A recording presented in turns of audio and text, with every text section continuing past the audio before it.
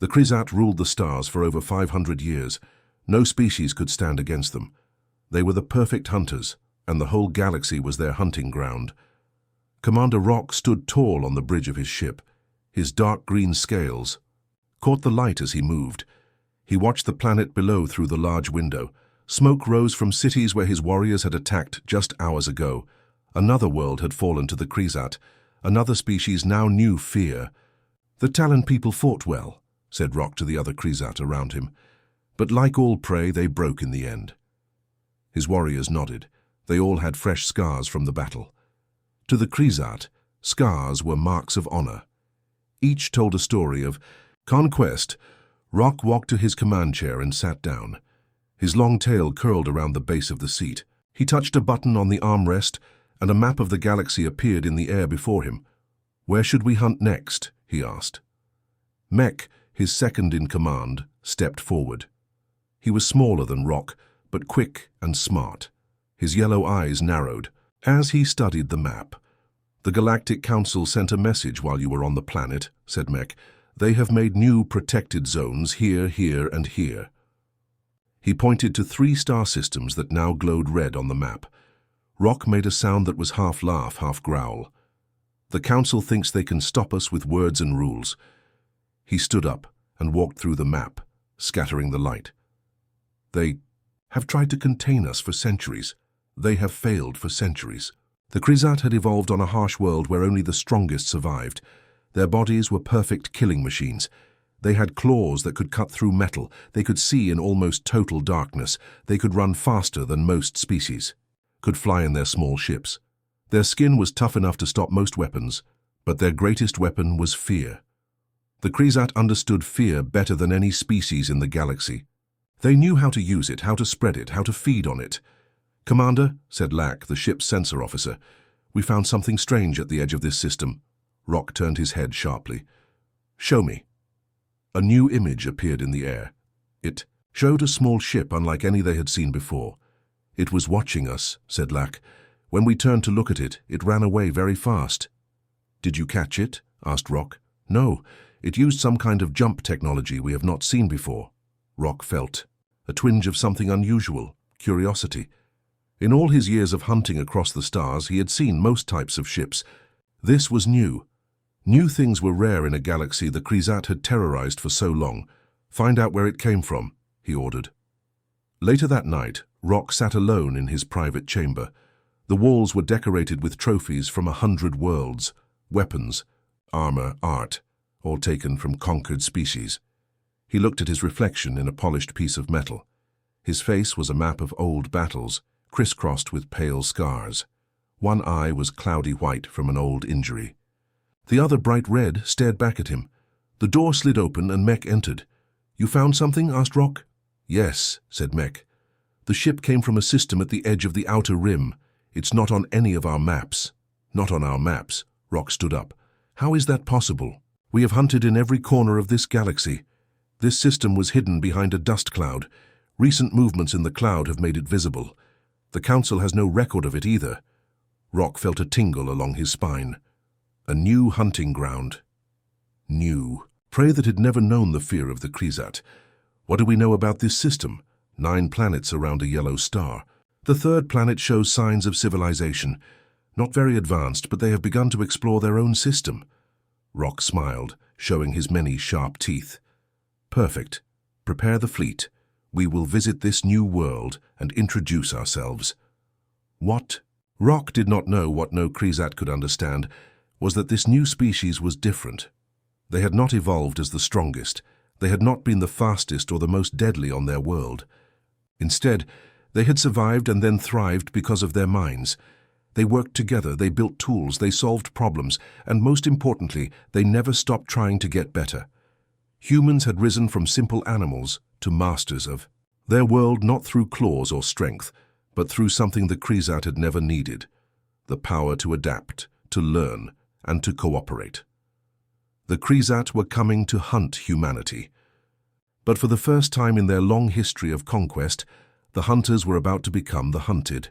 Science Officer Kim stood at his station on the Krizat command ship. His claws tapped nervously on the metal console as he studied the data. Again.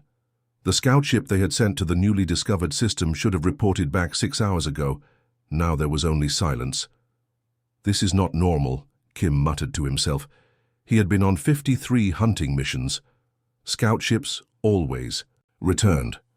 The prey species they found were always too primitive or too frightened to stop a Krezat scout. Kim walked quickly through the dark corridors of the ship to Commander Rock's chamber. The commander was cleaning his hunting blades when Kim entered. The tea. "Scout ship is gone," said Kim without waiting for permission to speak. No signal, no trace. Rock looked up slowly, his red eye gleaming in the dim light. "Gone? Explain." They reached the 4th planet in the system. There was a small base there, some kind of outpost. The scout ship sent images, then went silent. Rock stood up. He was taller than Kim by a full head. "Show me these images." Back at the command center, Kim played the last transmission from the scout ship. The images showed a small base on a red planet, round domes connected by tubes, small vehicles moving on the dusty surface. "Primitive," said Rock with a snort. "These creatures have barely left their world." "But they somehow destroyed our scout ship," Kim reminded him. Rock bared his teeth. "Or there was a malfunction." "Lieutenant Park." Park, a young but fierce warrior, stepped forward. "Commander, prepare a hunting party. 3 ships, 20 warriors. I want to know what happened to our scouts and what kind of creatures live in this system." Park placed his fist against his chest in salute. "It will be done." 3 days later, Lieutenant Park led his ships toward the red planet the humans called Mars. His hunting party was excited. New prey meant new trophies, new stories to tell. "Remember," Park told his warriors, "this is just a scouting mission. We observe the creatures, test their defenses, and report back. Commander Rock will lead the main hunt." The warriors nodded, but Park could smell their hunger for battle. The Krezat lived to hunt. It was hard to hold them back once prey was in sight. As they approached the small human outpost, Park felt confident. The base looked simple. The creatures inside would be soft and afraid, like all prey. "Surround the base," he ordered. "Show yourselves. Let them feel fear." The Krezat ships landed in a triangle around the Mars base. The warriors stepped out onto the red dust, their armor gleaming in the weak sunlight. They stood tall, showing their claws, letting their prey see the hunters who had come for them. But something strange happened. No one ran. No panicked signals. "How ascent?" The base was quiet. "They are hiding," said Sub-Commander Lee with a laugh. "They smell our power." Park wasn't so sure. He lifted his scanner. "I detect movement inside, but it's organized." Suddenly panels slid open in the base walls. Dark tubes pointed out at the Krezat. "Weapons!" shouted Park, but it was too late. The air filled with projectiles. They weren't energy weapons like most advanced species used. They were simple metal, objects moving at high speed. But they punched through Krezat armor with surprising force. Lee screamed as 3 projectiles hit his chest plate and went through. "What kind of prey fights back with such coordination?" he hissed, falling to his knees. Park couldn't believe what was happening.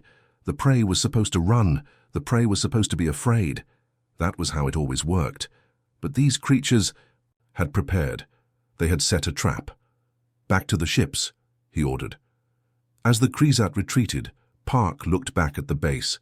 He saw small figures in protective suits watching them. They did not chase. They did not waste their advantage. They simply watched the hunters run away. Inside the Mars base, Captain Han of the Earth Defense Force lowered her binoculars. She had been preparing for this moment since their long-range telescopes had detected the alien ships at the edge of the solar system. "They're retreating," she said to Major Sun, who stood beside her. "They didn't expect us to fight back," said Sun. "Did you see their faces?" "Pure shock." Han nodded. "They expected us to panic." She turned away from the window. "They don't understand humans yet."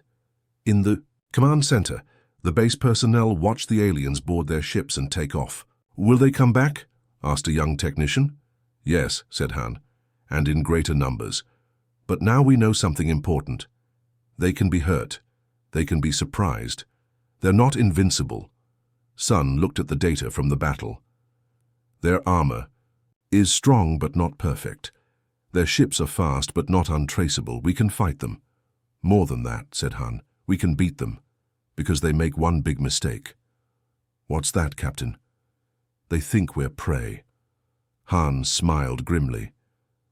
But humans have been both predator and prey throughout our history. We know how hunters think, because we are hunters too. As the Krizat ships disappeared into the sky, Han sent a message back to Earth. First contact made, enemy engaged, and repelled. They'll be back, but now we know what we're dealing with. Prepare the fleet. The Krizat had never failed to conquer their prey, but they had never encountered humans before, and they were about to learn a painful lesson about making assumptions. Commander Rock smashed his fist into the wall of his ship. The metal dented under the force of his blow. 3 hunting parties lost in 3 weeks. This had never happened before, not in all his years as a commander, not in all the history of the Krizat. Play the last message again, he ordered. The air lit up with the face of a wounded Krizat warrior. Commander, they knew where we would land. They knew how we would attack. They had traps ready for us. These humans, they're different. The message cut off in static. Rock paced back and forth, his tail lashed behind him in anger. First they destroy our scouts. Then they defeat Lieutenant Park's party. Now this. He turned to Science Officer Kim. How are they doing this? Kim looked uncomfortable. The humans are studying us, Commander. Each time we attack, they learn something new about how we fight, and they change their tactics. They're prey, roared Rock. Prey runs, prey hides, prey does not study the hunter.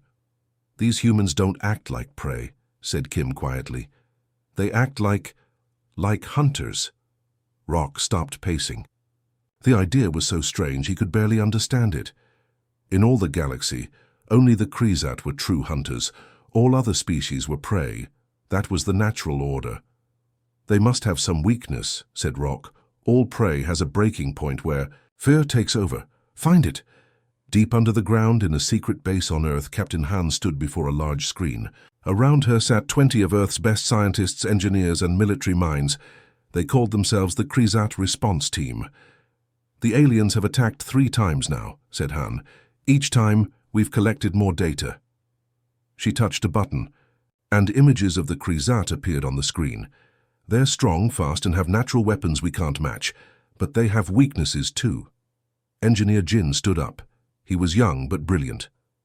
They rely on thermal vision to track us, he said. But look at this. He held up a special suit. This material blocks body heat. Wear this and they can't see you. Good, said Han. What else? Dr. Mi, an expert in animal behavior, spoke next. They hunt in patterns, very predictable patterns. They spread out, circle their target, then close in for the kill.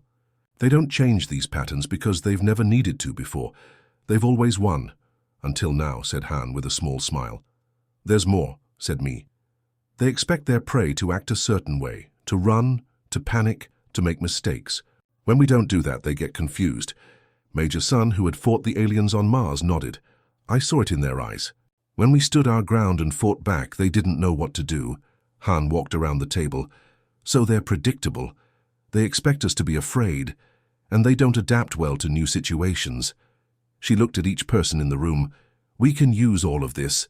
Jin held up another device. I've also been studying their communications. They use a kind of sound that human ears can't hear, but this device can pick it up and translate it. You mean we can understand what they're saying to each other? Asked Han. Yes, and better yet, we can copy it. The room went quiet as everyone realized what this meant. They could confuse the aliens by sending false commands. Dr. Mi spoke again. There's one more thing. The Krizat are pack hunters, like wolves. They follow a leader. If we can take out the leader, the others will be lost for a short time. Han nodded slowly. A plan was forming in her mind.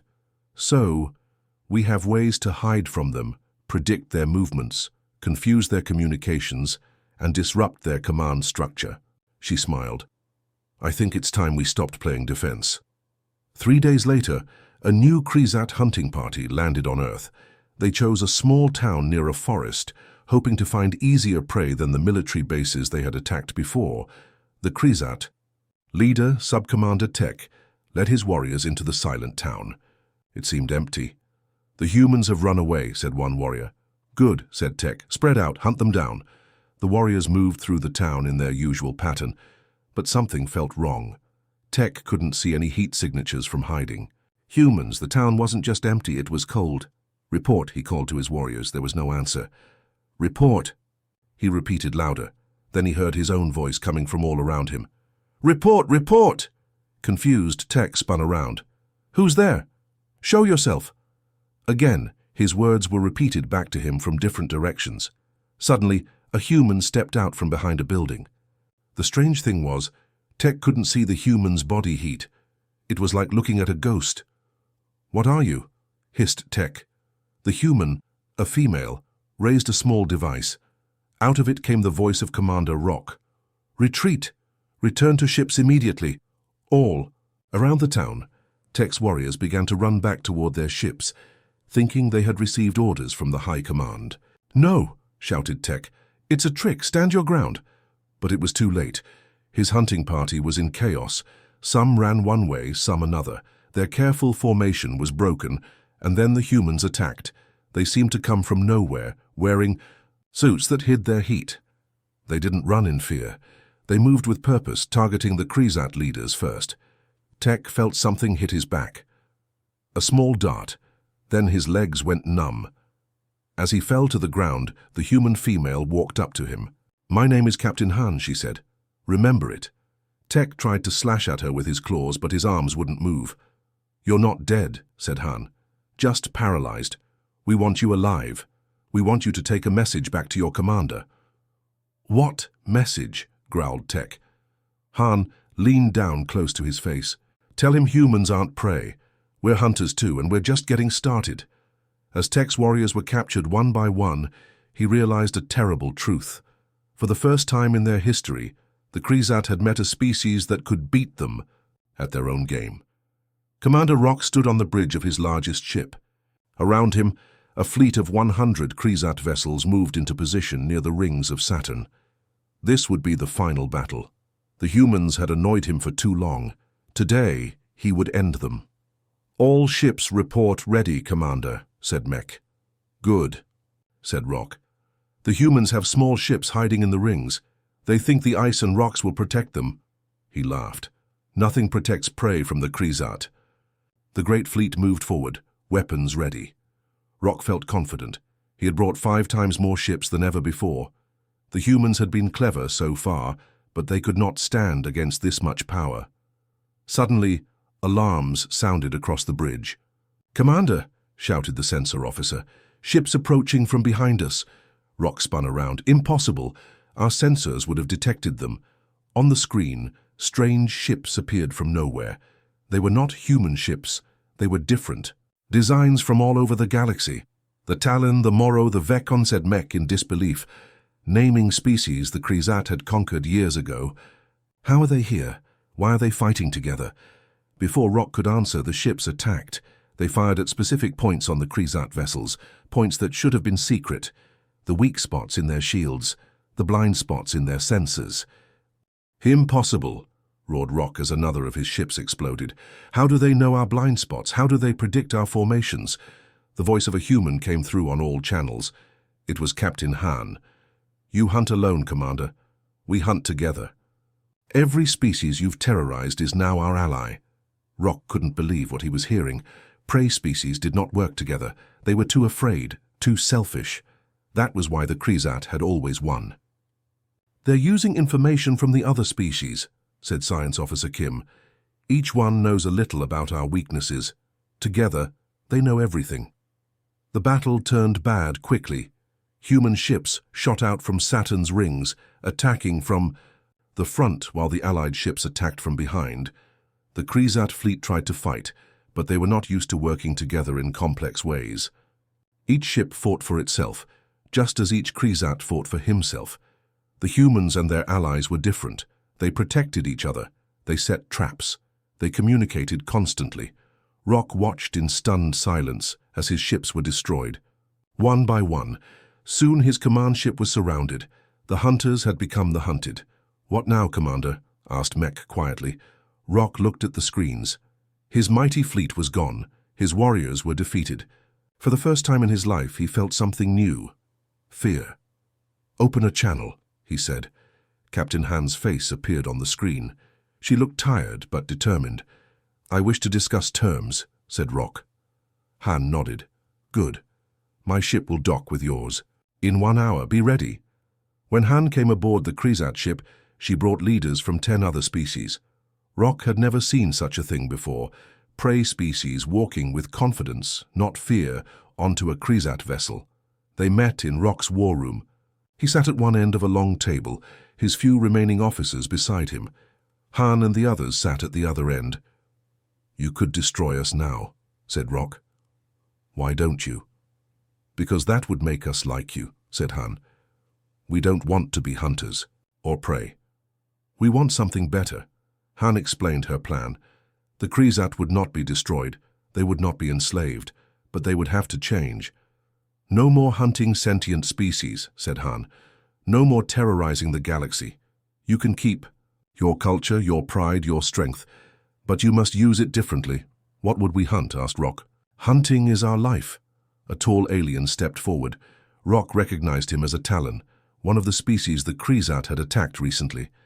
"My people have a tradition," said the Talon. "We hunt dangerous animals, but we do it fairly. We make it a sport with rules. It tests skill, not just power." Rock frowned. "Rules in hunting?" "Yes," said Han. "And there's more. The galaxy has real threats. Space monsters, natural disasters, pirates. Things that need strong warriors to fight them.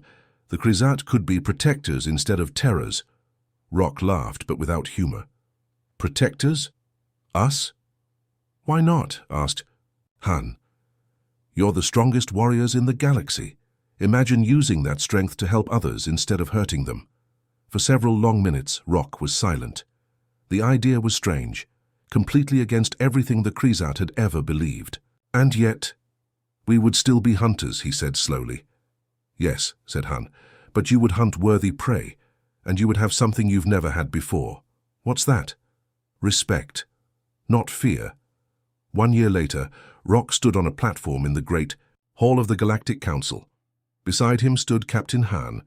Before them were representatives from 100 worlds. "The treaty is signed," announced the council leader. "A new age begins today." Rock looked out at the crowd. There was still caution in their eyes when they looked at him, but not the blind terror of before. It felt different. Not worse, just different. "How does it feel?" asked Han quietly. "To be respected rather than feared." "Strange," admitted Rock, "but not bad." As they left the hall, Rock saw young Krizat talking with young humans and others. They were comparing claws and tools, showing each other fighting moves, laughing together. "I never thought I would see this," said Rock. Han smiled. "This is just the beginning." The great meeting hall of the Galactic Council shone with light. 500 leaders from all parts of the galaxy sat in rising circles around a central floor. Today was a big day. Today, the most feared hunters in the galaxy would sign a peace treaty. Commander Rock walked slowly to the center of the hall. His green scales caught the light. He looked thinner than before. The long war had taken much from him. Behind him walked 6 other Krizat leaders, their heads held high despite their defeat. Captain Han walked from the other side with humans and aliens from many worlds. She wore a simple uniform with Earth's flag on the shoulder. Her face was serious but not angry. The head of the council, an old alien with blue skin, spoke to the crowd. "We are here to witness history. For the first time, the Krizat will join our peaceful community." Rock looked around the hall. In the past, these aliens would have trembled at the sight of him. Now they watched with curious eyes. Not afraid, but cautious. It felt strange. The treaty was brought forward on a clear tablet. Rock had spent months arguing over every word. He had expected the humans to demand harsh punishment for the Krizat. He had expected his people to be forced to give up their ships, their weapons, their way of life. Instead, the treaty was fair. The Krizat could keep their territory. They could keep most of their ships. They could even keep hunting, but only in special areas with clear rules. Some aliens even volunteered to be hunted as a sport, with safety measures in place. "The treaty is acceptable," said Rock. His voice sounded strange to his own ears. It carried the unfamiliar weight of defeat, but also something else, perhaps relief. He pressed his claw to the tablet, leaving a mark that sealed the agreement. Captain Han did the same, then the council leader, then others. The crowd cheered. Not for the defeat of the Krizat, but for the end of fear, for the promise of a new time of peace. After the ceremony, Rock found himself standing on a balcony that looked out at the stars. The council building was on a space station at the center of the galaxy.